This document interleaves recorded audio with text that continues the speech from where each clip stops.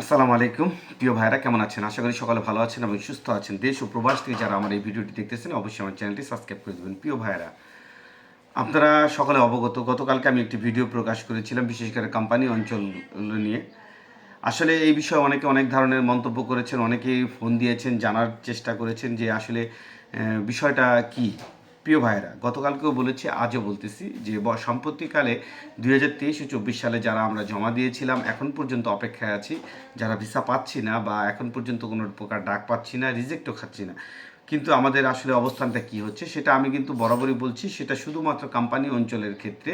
বিশেষ করে আপনি ধরে রাখেন সেটা নাপোলি ক্ষেত্রে সবচেয়ে বেশি প্রযোজ্য এবং সালের্নো এবং কাসেটটারও মোটামুটি একই সমস্যা, তবে নাপোলির সমস্যাটা সবচাইতে বেশি। তবে আমি আপনাদেরকে আবারও বলতেছি যে আমি যে নিউজটা পেয়েছি সেটা আমার ব্যক্তিগত নিউজ এবং আমার যতটুকু জানার ছিল বা আমি যতটুকু জানছি সেই তারই প্রেক্ষিতে আমি আপনাদেরকে বলেছি। সেটা বিশ্বাস করা না করা আপনাদের একান্ত ব্যাপার, সময় হলেই আপনারা সব জানতে পারবেন। প্রিয় ভাইরা, আসলে বর্তমানে সাম্প্রতিককালে সবচেয়ে বেশি যে বিষয়টাই কিন্তু আপনারা দেখছেন বর্তমানে, যে নাপোলি শহরের প্রচুর পরিমাণে রিজেক্ট হচ্ছে, বিশেষ করে আগস্ট এবং সেপ্টেম্বর মাসের। এখন পর্যন্ত ওইভাবে অক্টোবর মাসের রিজেক্ট এবং নভেম্বর মাসের বা ডিসেম্বর মাসের ধারাবাহিক রিজেক্ট দেখা যাচ্ছে না। এখন পর্যন্ত সেপ্টেম্বর মাসের রিজেক্টটাই সবচেয়ে বেশি এখন পর্যন্ত। প্রিয় ভাইরা, গত বৃহস্পতিবারও মোটামুটি অনেকগুলো SMS এসেছে, যেগুলো আজকে কালেকশন হয়েছে ঢাকা বিএফএস গ্লোবালে। আজকে 18ই জানুয়ারি, রোজ রবিবার। আজকে ঢাকা বিএফএস যে গ্লোবালের যে কালেকশন হার, আজকে অনেকেই কালেকশন করেছে, যেগুলোর মধ্যে ম্যাক্সিমামই ছিল রিজেক্ট এবং কোম্পানি অঞ্চলগুলোরই সবচেয়ে বেশি। তবে আজকে 4 থেকে 5টি কাগজ জমা হয়েছে, রিটার্ন পাসপোর্ট জমা হয়েছে। সেগুলো রোম শহরের ছিল এবং ভেনিস শহরের ছিল। প্রিয় ভাইয়েরা, আপনারা হয়তো অনেকে জানতে চাচ্ছেন যে এই কোম্পানি অঞ্চল বাদে বাকি কাগজগুলো আসলে ওইভাবে রিজেক্ট হবে না।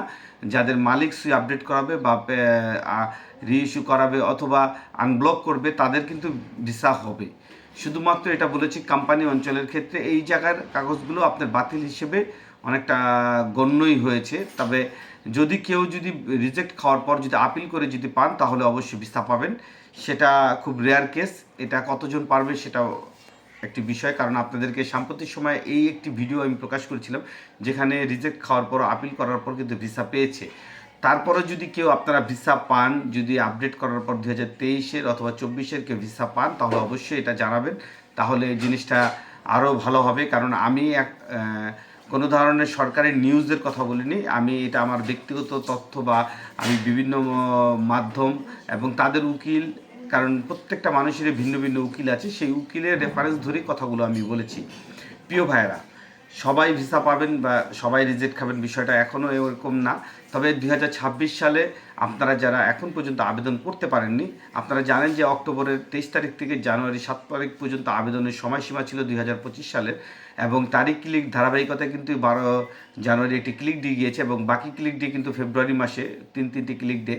তবে যারা আমরা আবেদন করতে পারিনি, আমি তাদের উদ্দেশ্যে বারবার বলবো, যারা আবেদন করতে পারেনি তাদের উদ্দেশ্যে এই কথাটা এই কারণেই বলতেছি, তাদের কিন্তু একটা সুযোগ আছে। যদি কেউ ডোমেস্টিক ভিসার জন্য মালিক সংগ্রহ করতে পারে আপনার মাধ্যম এবং তার সমস্ত প্রোফাইল যদি ঠিক থাকে, তাদের হৃদিত্ব, তার ট্যাক্স, তার সমস্ত বাড়ি, তার কাজের প্রয়োজনীয়তা সব কিছু যদি সে উল্লেখ করতে পারে তাহলে অবশ্যই ডোমেস্টিক ভিসার জন্য আবেদন করে আপনার জন্য নুলস্থা বের করতে পারবে। কারণ এই ডোমেস্টিক ভিসার জন্য 31শে ডিসেম্বর পর্যন্ত কিন্তু আবেদন করা যাবে এবং ভিসা কালেকশন করা যাবে।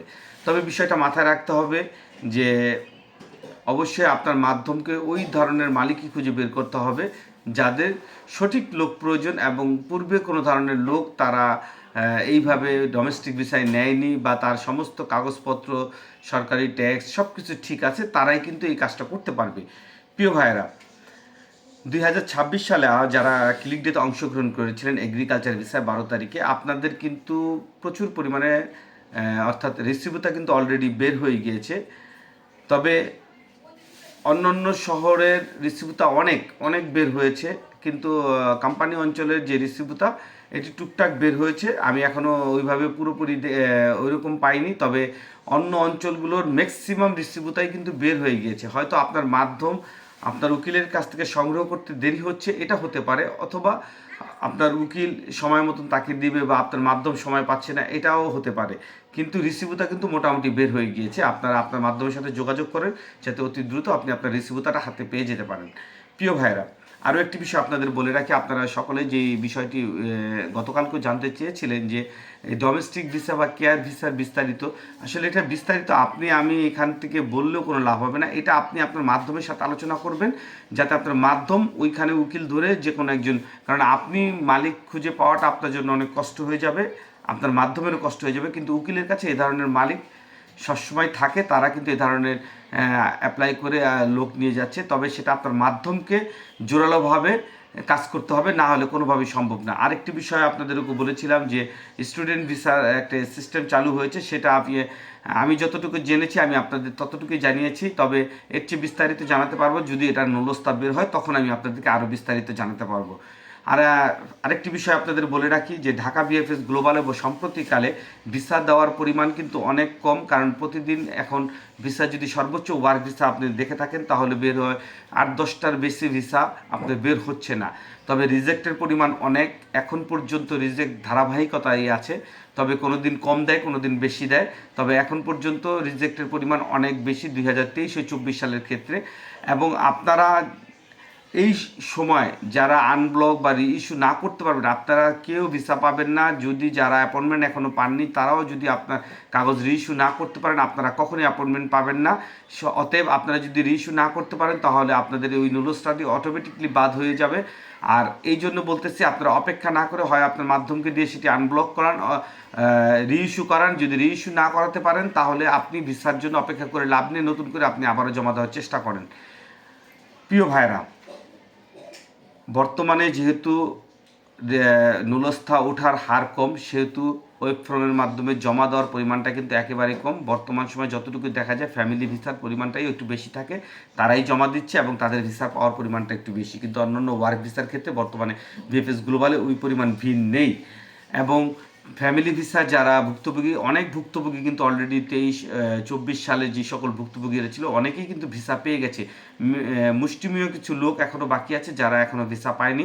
তবে 24 সালের ম্যাক্সিমাম লোকই কিন্তু ভিসা পেয়ে গেছে। আপনি সাম্প্রতিককালে দেখবেন যে প্রচুর পরিমাণে 24 সালের ভিসা দিচ্ছে, যার কারণে কিন্তু এখন আর আগের মতন ভুক্তভোগীর সংখ্যা অনেক কমে গেছে 24 সালের ফ্যামিলি ভিসা। কিন্তু 25 সালের ভিসা এখনও প্রচুর পরিমাণে ভিসা বাকি আছে, যেগুলো এখনও দেয়নি। আপনারা টেনশন করবেন না, আপনাদের ফ্যামিলি ভিসা প্রতিনিয়ত বের হচ্ছে এবং যে কোনো সময় আপনারও SMS এসে পড়বে, হয় আপনার কাগজগুলো নতুন করে জমা দেওয়ার জন্য, নয়তোবা ভিসা কালেক্ট করার জন্য। যাই হোক, ভিডিওটি লং করে লাভ নেই। আপনারা সকলে ভালো থাকবেন, সুস্থ থাকবেন এবং কোনো প্রশ্ন থাকলে আমাকে বলবেন, অবশ্যই আমি চেষ্টা করবো জানার থাকে যতটুকু আমি আপনাদের সেই অ্যান্সারটি দেওয়ার চেষ্টা করবো। আসসালামু আলাইকুম।